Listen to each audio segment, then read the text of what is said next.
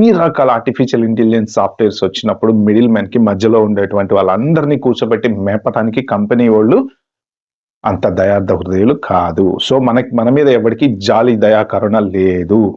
Indian కంపెనీస్‌లో లే offs అవ్వడానికి కారణం ఏంటంటే ప్రాజెక్ట్స్ లేవు. చాలా ప్రాజెక్ట్స్ అన్ని పోయినాయి. మార్క్స్ అండ్ స్పెన్సర్ వాళ్ళు రీసెంట్‌గా ఈ సైబర్ అటాక్స్ జరిగిన తర్వాత పెద్ద కంపెనీ టీసీఎస్ అనుకో టీసీఎస్ వాళ్ళకి ఈ ప్రాజెక్ట్ కాల్ ఆఫ్ చేశారు వాళ్ళు. ఎందుకంటే సైబర్ అటాక్ జరిగిందని చెప్పేసి. అలాగా కొన్ని మీకు గూగుల్‌లోకెళ్ళి ఎత్తుకోండి ఉన్నాయి. అలాగా ప్రాజెక్ట్స్ ఎక్కడికక్కడ ఫైనాన్షియల్ ప్రాబ్లమ్ వల్ల ఆగిపోవటం వల్ల, ఆ ప్రెషర్ కంపెనీస్ మీద పడటం వల్ల ఇండియాలో జాబులు పోతున్నాయి. ఆర్టిఫిషియల్ ఇంటెలిజెన్స్ వల్ల ఇండియాలో జాబులు పోయేంత గొప్పగా ఎదగలేదు ఇంకా మనకి. యూఎస్‌లో, యూకేలో వాటిలో మీకు యూఎస్‌లో ఎస్పెషల్లీ ఏఐ మీద జాబులు పోతున్నాయంటే అండర్‌స్టాండబుల్. ఎందుకంటే కంపెనీస్ అన్నీ ఇన్వెస్ట్‌మెంట్ చేస్తున్నాయి ఏఐ మీద.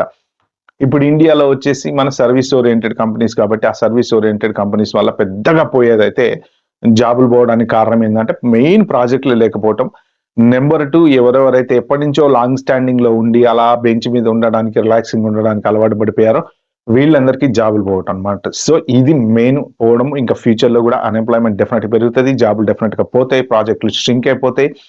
నంబర్ ఆఫ్ ఎంప్లాయ్‌మెంట్ అనేది కొంతమందికే ఉంటది. స్కిల్ ఉంది, టాలెంట్ ఉంది అంటే స్కిల్ ఉన్న, టాలెంట్ ఉన్న అక్కడ జాబ్ అనేది ఉండాలి.